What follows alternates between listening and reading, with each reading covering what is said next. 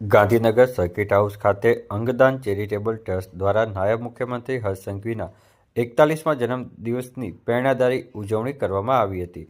અંગદાન charitable trust દ્વારા નાયબ મુખ્યમંત્રી હર્ષ સંઘવીના 41મા જન્મદિવસની ઉજવણીના પ્રારંભે એક ઉન્માદ અને માનવીય અભિગમ સાથે કરવામાં આવ્યો છે। આ ઉજવણી અંતર્ગત અંગદાન અને લોકોમાં જાગૃતિ કેળવવા માટે ગાંધીનગર ખાતે નાયબ મુખ્યમંત્રીના હસ્તે વિદ્યાર્થીઓ અંગદાન મહાદાન અંકિત 5441 પતંગોનું વિતરણ કરવામાં આવ્યું હતું।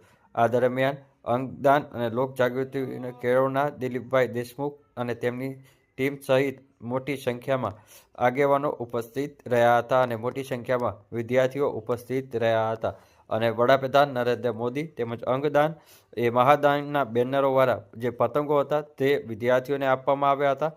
સાથે જ ખાસ જો વાત કરવામાં આવે તો આ જે અંગદાનની અંદર વધુમાં વધુ લોકો જોડાય તે માટે આ કાર્યક્રમનું આયોજન કરવામાં આવ્યું હતું। આ કાર્યક્રમ ગાંધીનગરના સર્કિટ હાઉસ ખાતે 7 જાન્યુઆરીના બપોરે 1 વાગે યોજાયો હતો।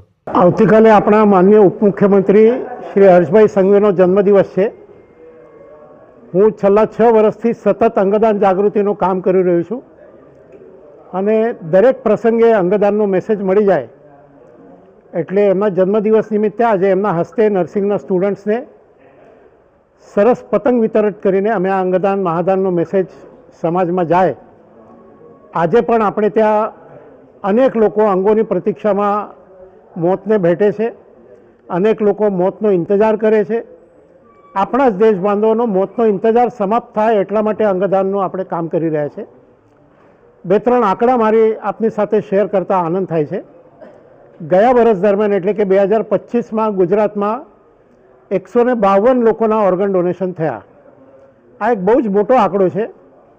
સાથે સાથે કિડની હોસ્પિટલમાં એક કેલેન્ડર યરમાં 2025માં 500 લોકોના કિડની ટ્રાન્સપ્લાન્ટ થયા, 80 ઉપર લોકોનું લીવર ટ્રાન્સપ્લાન્ટ થયું। આ 500 લોકોના જે કિડની ટ્રાન્સપ્લાન્ટ થયા એમાં 31% કેડેવર ડોનેશનમાંથી અને 69% એ લિવિંગ ડોનેશનમાંથી થયા। એક કેલેન્ડર વર્ષમાં 500 ટ્રાન્સપ્લાન્ટ એક બહુ મોટી વાત છે। એટલે ધીરે ધીરે આપણા સમાજમાં અંગદાન પ્રત્યે જાગૃતિ વધી રહી છે, પણ અંગો આપણા વ્યવસ્થિત રહે એના માટેની જાગૃતિ વધારે લાવવાની જરૂર છે। એટલે લોકો સ્વસ્થ જીવન પદ્ધતિ અપનાવે તો અંગ સારા રહે અને કોઈને અંગદાન માટેની જરૂર ના પડે। વ્યસન મુક્તિ, યોગ્ય આહાર, એના થકી આપણે સરસ જીવન જીવી શકાય એના માટે પણ અમારા પ્રયત્નો ચાલુ છે। હર્ષભાઈ સંઘવીને એમના જન્મદિવસ નિમિત્તે ખૂબ અભિનંદન અને અંગદાનનો સમાજ મેસેજ સમાજના જન સુધી જાય અને દુર્ભાગ્ય કોઈ બ્રેન્ડેડ થાય તો ઓર્ગન ડોનેશન કરે એવી અમે સર્વ લોકોને અપીલ કરીએ છીએ। નમસ્કાર।